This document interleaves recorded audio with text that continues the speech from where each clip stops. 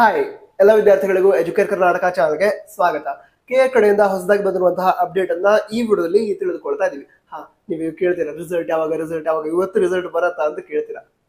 ಇದುವರೆಗೆ ರಿಸಲ್ಟ್ ಯಾವಾಗ ಬರುತ್ತೆ ಅನ್ನೋ ವಿಷಯವನ್ನ ಕೆ ಕಡೆಯಿಂದ ಅಫಿಷಿಯಲಿ ಅನೌನ್ಸ್ ಮಾಡಿಲ್ಲ. ನಂತರ ಇವತ್ತು ರಿಸಲ್ಟ್ ಬರೋ ಚಾನ್ಸಸ್ ಕೂಡ ಕಡಿಮೆ ಇದೆ. ಮೇ 20 ಇವತ್ತು ರಿಸಲ್ಟ್ ಬರೋ ಚಾನ್ಸಸ್ ಕೂಡ ಕಡಿಮೆ ಇದೆ. ಮುಂದೆ ಒಂದು 2 to 3 ಡೇಸ್ ಒಳಗಡೆ ರಿಸಲ್ಟ್ ಡೇಟ್ ಅನೌನ್ಸ್ ಆಗಿ ರಿಸಲ್ಟ್ ಕೂಡ ಅನೌನ್ಸ್ ಆಗಬಹುದು. ರಿಸಲ್ಟ್ ಅನೌನ್ಸ್ ಆದ್ರೆ ಅದ್ರ ಡೇಟ್ ಅನೌನ್ಸ್ ಆದ್ರೆ ಆದಷ್ಟು ಬೇಗ ಹೇಳ್ತೀವಿ.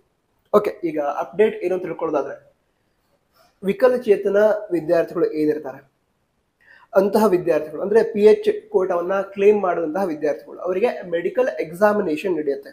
ಎಲ್ಲಿ ನಡೆಯುತ್ತೆ ನೀವು ಕೇಳೋದಾದ್ರೆ KEA ಆಫೀಸ್ ಬೆಂಗಳೂರು ಅಲ್ಲಿ ಈ ಮೆಡಿಕಲ್ ಎಕ್ಸಾಮಿನೇಷನ್ ನಡೆಸ್ತಾರೆ. ನಂತರ ಈ ಮೆಡಿಕಲ್ ಎಕ್ಸಾಮಿನೇಷನ್ ಏನಿದೆ ಅದನ್ನ ಮೇ 28ನೇ ತಾರೀಕಿನಿಂದ ಮೇ 30ರವರೆಗೆ ನಡೆಸಲಾಗತ್ತೆ ಅಂತ ಹೇಳಿದ್ದಾರೆ. ಓಕೆನಾ, ಈಗ ಡೈರೆಕ್ಟ್ ಆಗಿ ಮೆಡಿಕಲ್ ಎಕ್ಸಾಮಿನೇಷನ್ಗೆ ಹೋಗೋದಲ್ಲ, ಅದಕ್ಕಿಂತ ಮೊದಲು ಅಪಾಯಿಂಟ್ಮೆಂಟ್ ಅನ್ನ ತೆಗೆದುಕೊಂಡು ಅಂದ್ರೆ ಸ್ಲಾಟ್ ಬುಕ್ ಮಾಡಿ ಅದರ ನಂತರ ಈ ಒಂದು ಮೆಡಿಕಲ್ ಎಕ್ಸಾಮಿನೇಷನ್ಗೆ ಹೋಗ್ಬೇಕು. ಅದರ ಅಫಿಷಿಯಲ್ ವೆಬ್ಸೈಟ್ ಅಲ್ಲಿ ಲಿಂಕ್ ಅನ್ನ ಕೊಟ್ಟಿದ್ದಾರೆ.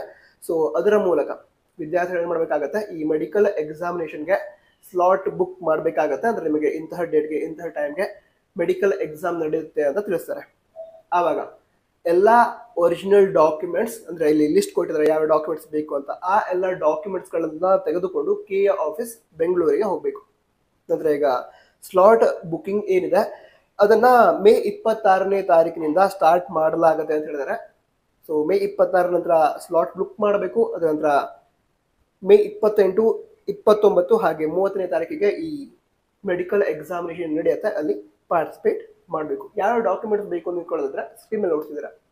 ಈ ಎಲ್ಲ ಡಾಕ್ಯುಮೆಂಟ್ಸ್ ಅನ್ನ ತೆಗೆದುಕೊಂಡು ಈ PH ಕೋಟಾವನ್ನ ಕ್ಲೇಮ್ ಮಾಡಿದಂಥ ವಿದ್ಯಾರ್ಥಿಗಳು KEA ಆಫೀಸ್ಗೆ ಹೋಗಿ ಈ ಮೆಡಿಕಲ್ ಎಕ್ಸಾಮಿನೇಷನ್ ಅಲ್ಲಿ ಪಾಲ್ಗೊಳ್ಬಹುದು. ನಂತರ ಇದಿಷ್ಟು ವಿಷಯ ಆಗಿತ್ತು. ಮುಂಬರುವಂತಹ ಅಪ್ಡೇಟ್ ಅನ್ನು ಕೂಡ ಆದಷ್ಟು ಬೇಗ ಹೇಳ್ತೀವಿ. ಅದಕ್ಕೋಸ್ಕರ ತಪ್ಪದೆ ಸಬ್ಸ್ಕ್ರೈಬ್ ಮಾಡಿ. All the best.